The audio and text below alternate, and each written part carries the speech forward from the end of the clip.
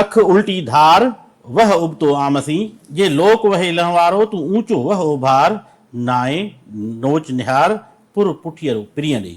नाज़रीन, historians corner programme में मां यहाँ तस्वीर सम्झी लो ऐं मूंसां गॾु आहिनि सेनेटर डॉक्टर करीम ख्वाजा साहब जन।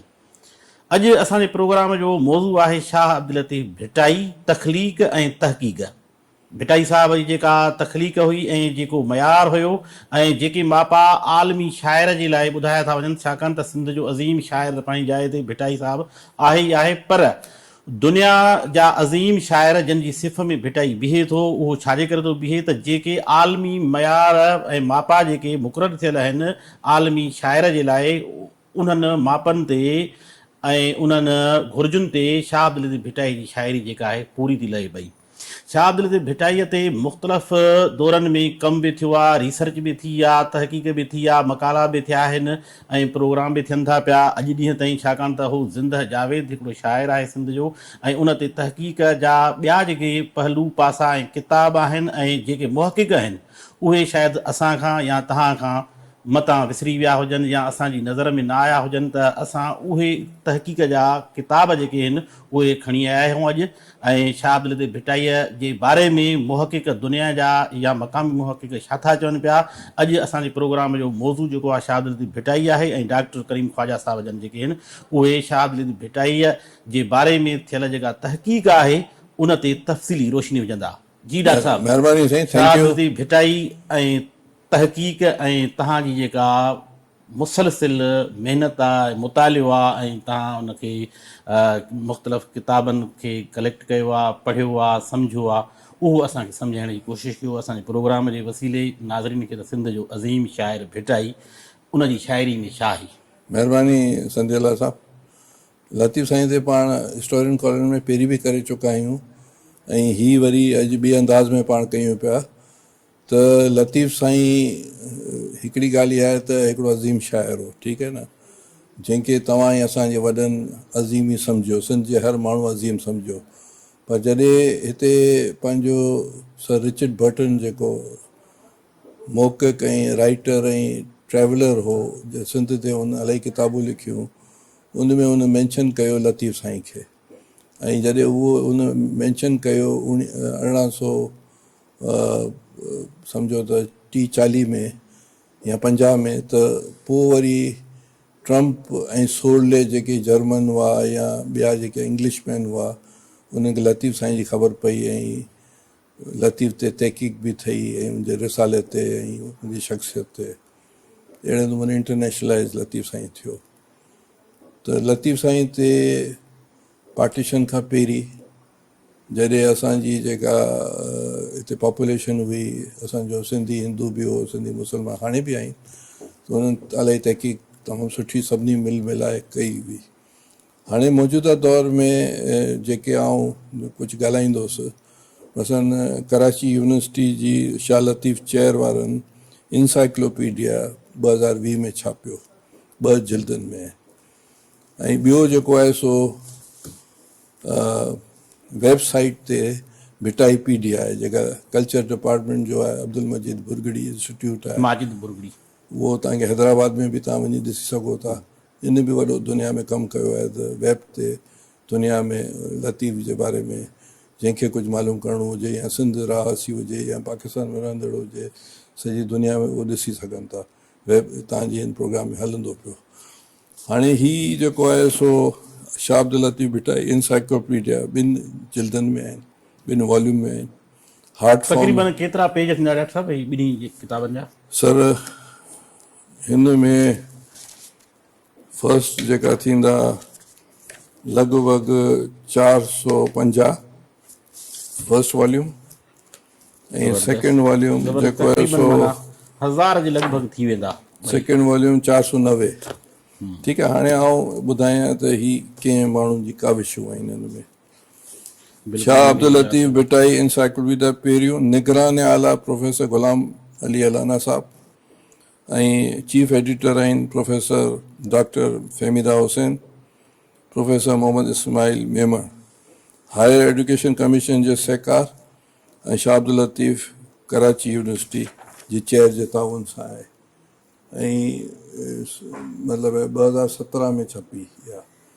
ऐं इन में मिसाल तौर ते एडिटोरियल बोर्ड जो ज़िक्र आहे, जंहिंमें इमदाद हुसैनी, आफ्ताब उबड़ो, ताज जोयो, सलीम भुट्टो, प्रोफेसर अब्दुल्ला मला, अहिड़े नमूने रिसर्च ऑफिसर सिकंदर बंद, सभिनी जा नाला आहिनि। हाणे सभिनी जा पढ़ंदासीं त हा बिल्कुलु टॉपिक्स जेके हिन टॉपिक भिटाईअ आहे खे जंहिं बाप नमूने सां- पहिरियों, हा साहब लतीफ़ भिटाई बाप पहिरियों, शाह लतीफ़ जो हिस्ब नफ़्स, ऐं सभु त कोन पढ़ंदुसि हिकिड़ो अहम जेके शाह असां लतीफ़ जी ॿारनि खे अटैच शख्सियत रहमदुल किरदार, मूसीक़ी राग सां लाॻापियल, रियाज़त कंदो। अहिड़े नमूने शाह जो सैरो सफ़र, किथे किथे हुन सफ़र हा कयो, 3 साल जेको हिंगलाज ताईं वियो। किथे किथे उते मुख़्तलिफ़ जोग शरीफ़ बि वियो, मोहम्मद हाशिम ठटोई वटि वियो, मोहम्मद मोइन ठटोई वटि बि वियो, ऐं बंबोर ताईं वियो, काछे ताईं वियो, कालोची लाड़ जे बंधन जो भेरो, मतिलबु हिन में इलाही लातादाद। माना भिटाई पंध सफ़र कयो ऐं बंबोर खां वरी कराची आयो, मकरान वियो, कराची में सुर सामुंडीअ जी जेको लिखियईं। जी जी, शाह लतीफ़ भिटाई जो थर वारे राज़ी में सैर सफ़र, थर में किथे किथे लतीफ़ साईं विया हुआ, उन जो ज़िक्र आहे हिते। ऐं साॻे वक़्त में ॿियो डॉक्टर साहिबु सिंध जे मुख़्तलिफ़ शहरनि में माना मदेजी ताईं तकिया आहिनि। गॾा में बि बाबा भिटाई पढ़ी जेको- ॿुधाईंदो, टॉपिक्स हुन में सभु अचनि हा था। त भिटाई न सिंध बि घुमियो आहे, हिंद बि घुमियो आहे। शाह लतीफ़ ठठो ऐं बलूचिस्तान जे मुख्य शहर, हिते हिन सभिनी जो ज़िक्र आहे। ऐं उन खां पोइ अचो त शाह लतीफ़ जा उत्तर सिंध जा बेरा, उन खां पोइ लतीफ़ साईं जा मिट माइट केरु हुआ, लतीफ़ साईं ज़िंदगी जा वाक़िया, रवायतूं, अदावतूं, मुखालिफ़तूं, करामतूं, इन जो ज़िक्र आहे। उन खां पोइ बिटशाही दरगाह सां लाॻापियल रीतू, रस्मूं, रवाज, तौर तरीक़ा, शाह लतीफ़ ताईं तरीक़त जो सिलसिलो, ख़िदमतगार कहिड़ा कहिड़ा फ़क़ीर हुआ लतीफ़ साईं जा। अच्छा, उन ख़ासि खां मदन फ़क़ीर, हा हा, इहे सभु सभिनी जा नाला आहिनि। शाह लतीफ़ जी वफ़ात, शाह लतीफ़ जे थींदड़ उर्स मेड़ो, मौजूदा लतीफ़ साईं जूं यादगार शयूं। अच्छा, उनखां लतीफ़ साईं जो दौर, कहिड़े दौर में मतिलबु छा छा थियो, हालतूं छा हुयूं सिंधियूं। अच्छा, उन वक़्तु असरात वैदानियत, जैन मत, बुद्ध धर्म, नाथपंथी, भक्ति तहरीक, सूफ़ी शाह इनायत सैद वारी तहरीक, मखतूम अब्दुल रहमान खोड़े वारी तहरीक, नादिर शाह जी का हमला जेके थिया सिंध ते, लतीफ़ समी आया सिंध में नवां नादर शाह, काने का तारीख़ में जी वेड़ जी सेवा बि बिल्कुलु। वाह। ॾे हक़ मियाँ नूर मोहम्मद कलोड़ो, मियाँ गुलाम शाह कलोड़ो। ॿियो आहे बापटियूं में लाॻापियल मकान ऐं इमारतूं, जेके लतीफ़ साईं जो तारुफ़, जंहिंमें मुसाफ़िर खानो आहे, मुसाफ़िर आबाद आहे, लतीफ़ कॉलोनी आहे। अच्छा, उन खां पोइ साईं अचे थो शाह लतीफ़ जूं औलिया, फ़ुकरा, आलम, अदीब, शाइर ऐं फ़नकार, जंहिं जिन सां लतीफ़ साईं जा जेके मिसाल आगा सलीम जो लिखियलु आहे, आगा मोहम्मद रहीम, अहमद खट्टी, उन खां पोइ प्रोफेसर अब्दुल इस्माइल वलद, अर्श शाह, पीर बख्श जामोट, अहिड़े नमूने जेके जेके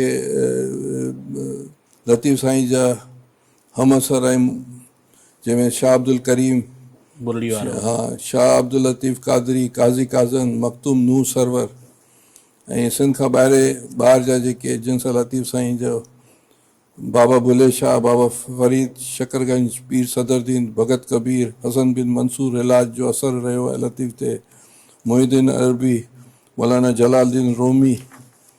अच्छा, शाह लतीफ़ जा दोस्त ऐं हम असर, तमाची फ़क़ीर, तिमर फ़क़ीर, सभिनी जा नाला आहिनि हिन में। लतीफ़ साईं जा उस्ताद बुखारी, जेके मौजूदा दौर में इब्दाद हुसैनी, बुडल फ़क़ीर, तनवीर अब्बासी, हमल फ़क़ीर, ऐं ख़्वाजा मोहम्मद ज़मा, लवारी शरीफ़, ख़्वाजा ग़ुलाम फ़रीद, इहे जेके बि आहिनि, इन्हनि सभिनी जी तमामु हिकिड़ी सुठे नमूने फ़ोटूज़ बि आहिनि, तस्वीरूं बि आहिनि, बाग मकान, ऐं इहो फर्स्ट वॉल्यूम आहे। ठीकु आहे साईं, इहो 17 में छपियो। हाणे इहो जेको जल्द ॿियो जेको doctor Ghulam Ali Allana, professor Fahmida Hussain, professor Mohammad Ismail Memon, इहे सभु शयूं लिखियलु आहिनि। इहो 2020 में छपियो, उहो 17 में छपियो। 3 सालनि जी महिनत खां पोइ वरी विचीअ खां पोइ हाणे हिन में लतीफ़ साईं जा राग जागवा, रागियूं फ़क़ीर, इन जो ज़िक्र आहे लतीफ़ जे दौर जो बुरेच मूसीक़ी लतीफ़ साईं मूसीक़ी राग सां त राग अॼु बि 24 कलाक हले थो न साईं। राग जिनी जो रंग अलासे ओकारी। जी बिल्कुलु दरगाह बिटाई जे लतीफ़ी राग जा अॻुवाण उन्हनि सभिनी जा नाला आहिनि। ॾाढी तहक़ीक़ थियल किताबु आहे हार्ड फॉर्म में।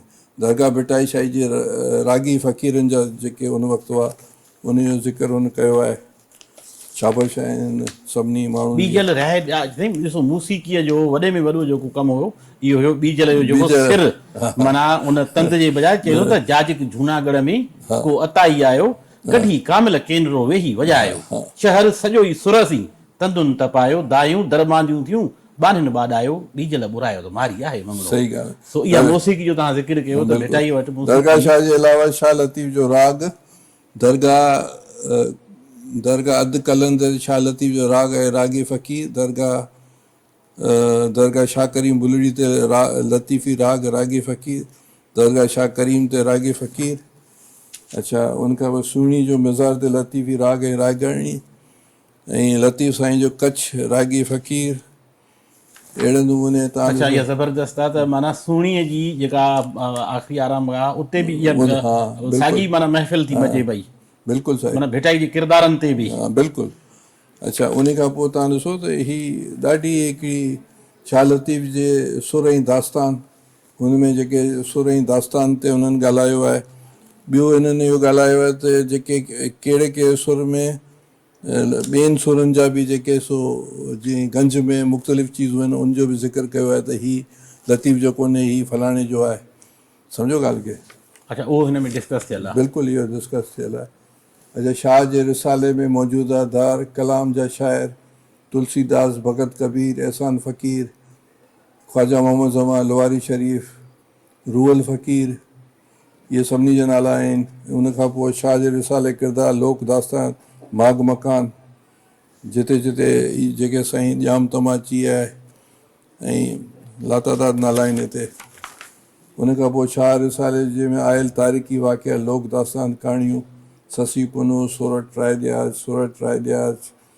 सुहिणी मियार लेला चनेसर करबला केदारे जो ज़िक्र आहे। उमर मारवी केदारो तो लतीफ़ साईं ई चयो आहे। हिन में त ॿी राय अलामा आहे काज़ी जी राय उन जी पंहिंजी राय पर माना उहो केदारो कढी छॾियो। हा पर सिंध जा तक़रीबन सभु मोरख केदारे खे लतीफ़ जो हिसो सम्झनि था।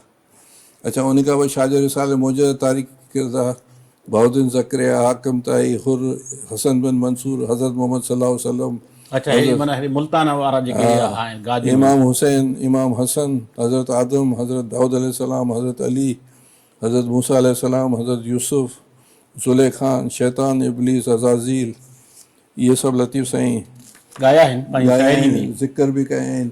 ॿिया सभई आशिक़ अज़ाज़ील ॿिया मरई सदड़िया साईं मज़ा मौलाना जलालुद्दीन रूमी। अच्छा क़ौमियूं कबीला ज़ातूं उनजो भरोई कबीले जो ज़िक्र आहे। ब्राह्मण जो आहे ठाकुर जो आहे जत जोगी राबड़ी समा सुमरा। अच्छा उनमें रिसाले मौजूदु माग मकाननि जो ज़िक्र आहे ऐं बगदाद बीकानेर ऐं मुख़्तलिफ़ जेका थर साईं भेटाई त हर मौज़ू खे माग मकान त हूंदा पर पखी बि हूंदा। पखी उन्हनि जूं जूनागढ़ जो ज़िक्र आहे जैसलमेर जो ज़िक्र आहे ऐं चीन जो ज़िक्र आहे हैदराबाद दक्कन जो ज़िक्र आहे दिल्ली जो ज़िक्र आहे समरकंद जो जूनागढ़ जलायो हा सामारे जो ज़िक्र आहे ऐं तूर सीना जो अदन अरफात अमरकोट जो ज़िक्र आहे काबुल काछो ऐं करबला जो ज़िक्र आहे कश्मीर काबा काछे जो ज़िक्र आहे कराची जो ज़िक्र आहे कोटरी जो कूफे जो ज़िक्र आहे केच किंजर ऐं मुख़्तलिफ़ नाला आहिनि ऐं लाहौर जो ज़िक्र आहे गंगा जो ज़िक्र आहे ऐं लाहौर जो ज़िक्र आहे ऐं मदीना शरीफ़ जो ज़िक्र आहे मिस्र मकरान जो ज़िक्र आहे मुल्तान मलीर जो ज़िक्र आहे मेराण ऐं इहे सभु साईं जेके तव्हां नाला खणो था न इहे भेटाई जी शाइरी में हिंगलाज थियल आहिनि।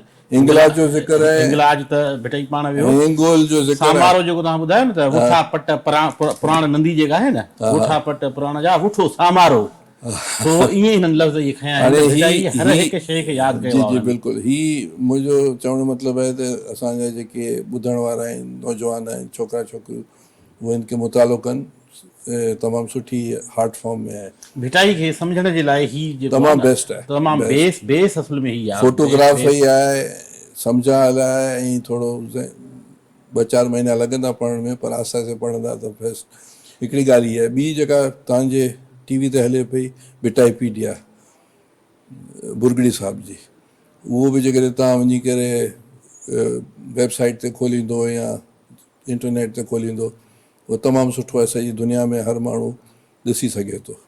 त इहे 2 चीज़ूं भिटाई जे हवाले सां आहिनि।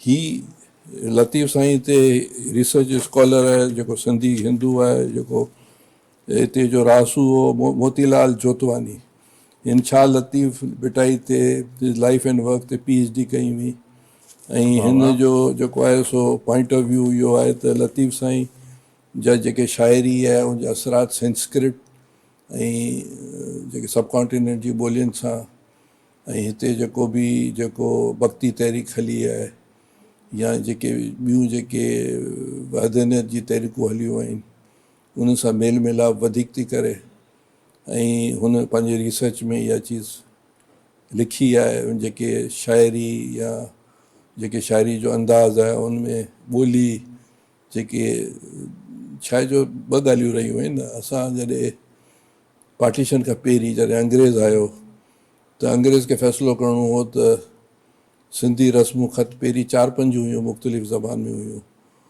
पोइ वरी हुननि फ़ैसिलो कयो त अरबी ऐं इहे जेके पारसी रस्मूं ख़त में सिंधी थिए पर हू जेके असांजा दीवान हुआ उन्हनि चयो त देवनागरी में थिए त हिते हिकिड़ो फ्रैक्शन थी वियो ऐं उहो फ्रैक्शन अञा थी पोइ हलियो। पोइ वरी हिते जेको आहे सो डिवाइड एंड रूल ते सबकॉन्टिनेंट में हिकिड़ो फ़ैसिलो इहो थियो त एथनिक बुनियाद ते या कम्यूनल बुनियाद ते पार्टीशन खां पहिरीं त असांजी जेके सियासत जेका थई हिते उहो बि इन एथनिक त न पर लिंग्विस्ट छा इहो मज़हबी बुनियाद ते हिते हुते थई त उहो फ्रैक्शन रहिजी वियो। बेसिकली त सिंध जो जेको माण्हू आहे उहो सूफ़ी सोच जो माण्हू आहे उहो सेकुलर सोच जो माण्हू आहे। हिंदू मुस्लमान सां बालातर आहे इंसानियत वधीक आहे ऐं हिंदू मोमिन सां मिली मोहबत जा कर मेल जेका इहो ई पैगाम आहे लिबरल ऐं सेक्युलर जो जी सिंध जी जो। त इहो इन में इहो ज़िक्र आहे। ऐं हीअ जेको कल्याण आडवाणी जी आहे हीअ त शाह लतीफ़ जो मूं तव्हांखे ॿुधायो ऐं हीअ कल्याण आडवाणी जी साह सचल स्वामी शाह सचल स्वामी ते हुन बि लिखियो आहे जोया साहब इब्राहिम पर उहो पोइ लिखियो आहे हीअ पहिरीं लिखियो आहे। कल्याण आडवाणी त लतीफ़ जे रिसाले ते बि तमामु जामे रिसालो लतीफ़ जो कल्याण आडवाणी जो आहे जीअं ॿियनि बि लिखियो आहे लतीफ़ ते जीअं डॉक्टर गुरू बख्शाणी नंबर 1 आहे त 2 नंबर ते ही आहे। त हाणे शाह सचल स्वामी जा जुड़फुड़ जहिड़ा नाव शेख अयाद शेख हाणे इन में हुन जेको आहे सो वाज़े मौक़ो बि आहे त लतीफ़ साईं जेको आहे सो जेके शाइरी थी उहो हिते ज़मीन सां जुड़ी हुई हुई सचल जी बि ऐं स्वामी जी बि सेक्युलर हुआ हिकिड़े तरह सां टॉलरेंट हुआ इंसान दोस्त हुआ वैदानियत ते बिलीव हुआ वजूद ते बिलीव हो ऐं इंसान दोस्ती हुई। इन जो मतिलबु अक्सर अगरि निचोड़जे त इहा चीज़ आहे। पर इंसानियत ॾिसो सूफ़ीज़म जेको हिननि जो आहे न साईं उहो इंसानियत आहे सभिनी सां ॻंढियल आहे। वहदत मां कसरत थी कसरत वहदत कुल हक़ हक़ीक़ी हिकिड़ो ॿोली बि में भुल जी जी सो इहो वहदत वारो आहे जेको चवंदा आहिनि त there is oneness in the universe. हर शइ हिक ॿिए सां ॻंढी पई आहे ऐं हर शइ में हिकु जहिड़ा ई आहे। ऐं ॾिसो न हे असर जेको चवंदा न साईं मिसाल जेका ॻाल्हि सुकरात कई आहे जी जी त I do one thing that I do nothing साॻी ॻाल्हि बाद में भिटाई थो करे त आए त ॼाणी तब न ॼाण ई दर अबोजन जो इन दर सही अॻियां जिन न भायो पाण रीजाणो राजाण आहे अबोजन जो त पढ़ियो था पढ़नि कढ़नि की न कलूब में माना पढ़ो कढ़ो बि गॾो गॾु पर इहो आहे त जेको कुझु मां ॼाणा थो मां सम्झो त कुझु नथो ॼाणा जो इहो इहा बि हिकिड़ी आहे रिवायत त भिटाईअ पंहिंजो रिसालो करार हिन में उछले छॾियो हो चवनि था शायदि इन जी गुस्से में आयो हूंदो त हीअ माना इल्मु नाकाफ़ी आहे जेको मां लिखियो आहे। इहे मुख़्तलिफ़ तहक़ीक़ात आहिनि। हाणे हीअ हिकिड़ो अंग्रेज़ राइटर हो tales of old Sindh ICS officer हो 1922 में CA किन सिंध 1922 में 1922 जॾहिं मुंहं जे दड़े जी खोटराई पई हले साॻियो ई साल आहे इहो जेको आहे सो हिन में स्केचिस बि आहिनि ऐं जेके असां वटि हीअ ऑक्सफोर्ड यूनिवर्सिटी प्रेस छापियो 1922 में ऐं ज़बरदस्त साईं हीउ 1922 जो माना वॾो नायाब नुस्ख़ो आहे इहो बिल्कुलु नायाब नुस्ख़ो आहे हीउ तव्हां ॾिसो हीउ ॾिसो ऐं उन टेल ऑफ ओल्ड सिंध जेको पाण प्रोग्राम कंदासीं अॻिते हली क़दीम सिंध जी जी उहो हाणे हिन खां पोइ त अच्छा हिन में रुॻो भिटाई जो ज़िक्र आहे या सिंध जो बि ज़िक्र आहे हिन में जेके बि लोक दास्तानूं जेके मोहबत जी आखाणियूं आहिनि आउं पढ़ी ॿुधायां थो इहे ॿुधायो न साईं असांखे बि ख़बर पए हाणे हिन में जेके कंटेंट्स में आहिनि ससी पुनो सिंध जी आहे ठीकु आहे जेको हिंद जेको लिखियो आहे मां उहो पुनू खे बि सिंध जो लिखियो अथई पुनू त हुयो बलोचिस्तान जो मकरान हिन जेको हिते लिखियो आहे न साईं मुंहिंजा हिन प्रीफेस में जेको लिखियो आहे उहो मां उहो ई ॿुधायां थो पंहिंजी तरफ़ां कोन थो ॿुधायां उनखां पोइ आहे बीजल ॾियाज राय ॾियाज खे हिन जेको आहे सो काठियावाड़ गुजरात ऐं सिंध जो कयो आहे इहे टिनी हंधि मशहूरु आखाणी आहे ठीकु आहे उनखां मूमल राणो सिंध जी आहे सैफुल मलूक अरबस्तान मां आई आहे मारवी उमर जेका आहे सिंध जी आहे ठीकु आहे ऐं खोड़ो चनेसर इहो सिंध ऐं गुजरात हिकिड़ी लव स्टोरी आहे उनजो ज़िक्र कई आहे रजब बेला राजस्थान उन खां पोइ प्रिंस अमल मलूक ऐं प्रिंसेस हुसैनी इहो अरबी कहाणी आहे जाम तमाची ऐं नूरी सिंध आहे सुहिणी मियार पंजाब आहे सुहिणी तेरी टंडरी आदम वारे पासे ॾिया नी मज़ार मतलब है अच्छा लुड़ी आई ही जंहिंजे करे कढी ऐं हिते हिननि मज़ार पंजाब कयो आहे ही रांझे खे बि पंजाब कयो आहे राइटर जी ॻाल्हि डिबेट पाण करे सघूं था अच्छा उन खां पोइ भरसिंह ऐं सुंदर बी इहो राजस्थान जी आहे ॿियो आहे कमसिन ऐं कमपुर इहो आहे सिंध ऐं गुजरात आहे धोधो चनेचर सिंध आहे त हाणे ही जेके दास्तानूं आहिनि हिन छा आहे जो घणियूं साईं टोटल घणियूं दास्तानूं लिखियूं अथई सर ही आहिनि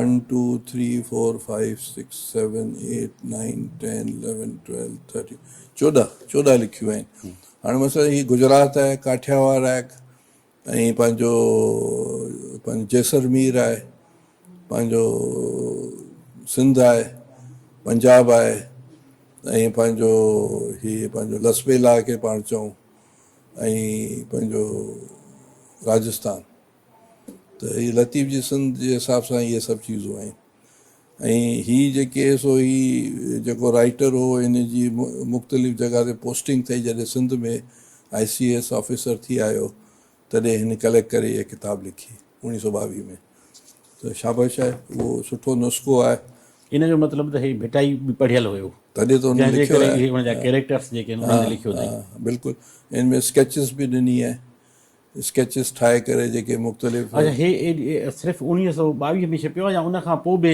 सिर्फ़ु हिकिड़ो नुस्ख़ो हथ आयो आहे ॿिया मूंखे ख़बर कोन्हनि हूंदा या न हूंदा किथां तव्हांखे मिलियो अथई हीअ सर सिंधी अदबी बोर्ड मां मूं जेको खणी आयो आहियां तव्हांखे ॾेखारण लाइ ओल्ड किताबूं हुयूं मूं चयो त इहो ॾेखारियां त सिंधी अदबी बोर्ड मां ई असांखे वरी पढ़ण लाइ मूं वरितो हीअ बि सिंधी अदबी बोर्ड मां ई मूं वरितो हीअ बि सिंधी अदबी बोर्ड में ई मूं वरितो माना वरी मोटाइणो आहे ॾेखारण जे लाइ आवाम खे त चवण जो मतिलबु इहो आहे त जेके ओल्ड किताबूं आहिनि नौजवाननि खे ख़बर पवनि लाइब्रेरी उते आहे यूनिवर्सिटी जा स्टूडेंट्स हैदराबाद जा सिंध जा हुते अचनि था पढ़ण जे लाइ किताबूं अवेलेबल आहिनि रिसर्च जे हवाले सां ऐं नौजवाननि खे ख़बर पए सो दैट के उहो इन खां बहितर का नई रिसर्च करे खणी अचनि इहे स्टॉप त कोन्हनि हिन ते इलाही रिसर्च जी ज़रूरत आहे जीअं हाणे चवंदा त मुंहिंजे दड़े ते अञा रिसर्च थिए पई मुख़्तलिफ़ पासा आहिनि न ऐं ॿियो माण्हू हुनखे अंडरस्टैंड कीअं थो करे कीअं थो सम्झे जी जी जी त असां वटि ॿिए लिखियो आहे भिटाईअ ते शेख हयात साईं जीम सैयद रसूल बश पली जे साहिब त हर कंहिंजो पंहिंजो पंहिंजो अंदाज़ असां वटि जेको मार्शल आर्ट जा दौर आया ज़िया जा दौर उन में एथनिसिटी ऐं रिलीजियसिटी फंडामेंटलिज़म अदब ते बि असरु थियो किन मख़सूस कबीले जी खे प्रमोट कयो वियो सिंधी अदब में बि नाला कोन था वठूं त बेसिकली सिंधी अदब जेको आहे सो हिकिड़ो टोटल सेक्युलर लिबरल टॉलरेंट अदब आहे, जंहिंमें प्लूरिटी आहे, इलाही गुंजाइश आहे, फ्लेक्सिबिलिटीज़ आहिनि। असां वटि इहे फॾा फसाद जेके मिडिल ईस्ट जा या मार्शल दौर जी जेके मज़हबियत ऐं जेके फंडामेंटलिज़म एक्सट्रीमिज़म कोन रहियो आहे, असांजे ख़िते जी ॻाल्हि पियो कयां, सिंध जी। त हाणे उहो जेके असरात हलनि पिया ऐं उहे असरात खे अॻिते वारी जनरेशन्स खे ख़तमु करणा आहिनि। उन्हनि खे ख़तमु करण लाइ हीउ जेको खज़ानो आहे न, इल्म जो खज़ानो इन जो फ़ाइदो वठी सघे हीउ थो। वॾो पैगाम आहे। भिटाईअ खां पोइ सचल साईं आयो, सचल साईं त सफ़ा खोले छॾियो न। खोले छॾियो हुन त साईं, तमामु मस्तु कलंदर करे छॾियो। हा, त इहे शयूं माण्हुनि जी ज़हन जी तामीर थियूं कनि, माण्हुनि जी सोचूं तब्दील थियूं कनि, ऐं पंहिंजी धरती ऐं धरतीअ जो फ़लसफ़ो, पैगाम ऐं हिन मिटीअ जी ख़ुशबू, जी जी बिल्कुलु। भाईचारो, अमुन, बराबरी थियण त ईअं खपे त बॉर्डर्स ऐं इहे सभु चीज़ूं पंहिंजी जाइ ते आहिनि, पर जेको आहे through web, through internet, through जेके ॿिया जेके टूल्स आहिनि अॼु जे दौर जा, इहे जेके बि जिते जिते लतीफ़ साईं विया आहिनि, जिते जिते असांजा अदीब वसनि था सॼी दुनिया में, सिंधी अदीब या सिंध सां तालुक़ु रखंदड़ माण्हू, उहे थ्रू इंटरनेट या थ्रू वेब या थ्रू इहे जेके टूल्स आहिनि अॼु मॉडर्न दौर जा, उन सां जुड़ी सघनि था, ऑनलाइन डिस्कशन थी सघनि था। मुशाहिदो आहे न साईं, भिटाई जी साहिब जी, त पाण वियो। पहिरीं त ख़तो किताब थींदी हुई, पोइ सालनि में मुलाक़ात थींदी हुई, हाणे इहे टूल्स त गॾाए सघनि था। ऐं उहो टूल असांजे सभिनी जेके यूनिवर्सिटीज़ आहिनि, इल्मी अदबी इदारा आहिनि, उन्हनि खे खपे त उहो जोड़ीनि ऐं चीज़नि खे मिलाप थियणु खपे। अच्छा, हीअ त तहक़ीक़ी कमु आहे। तव्हां भिटाईअ जे कहिड़नि सुरनि मां ख़ासि करे मुतासिर थियो साईं? भिटाई जो हर सुर मुतासिर वारो आहे, स्ट्रगल में नालो आहे, सामूंडी आहे, केॾारो आहे, या जेको रिप आहे, या खंभाट आहे, या जेको खावरोड़ी आहे। त लतीफ़ जी हर जेको आहे सो जेके माग मकाननि जा ज़िक्र आहिनि, हिकिड़ो प्लूरिस्टिक मैसेज आहे, ऐं हुन में जदोजहद जो नालो आहे, हुन में जेको आहे सो ऑप्टिमिज़म जो नालो आहे, हिकिड़ी रोशनी ख़्याली जो नालो आहे। त मूंखे लतीफ़ जी हर चीज़ में इहे शयूं नज़र अचनि थियूं।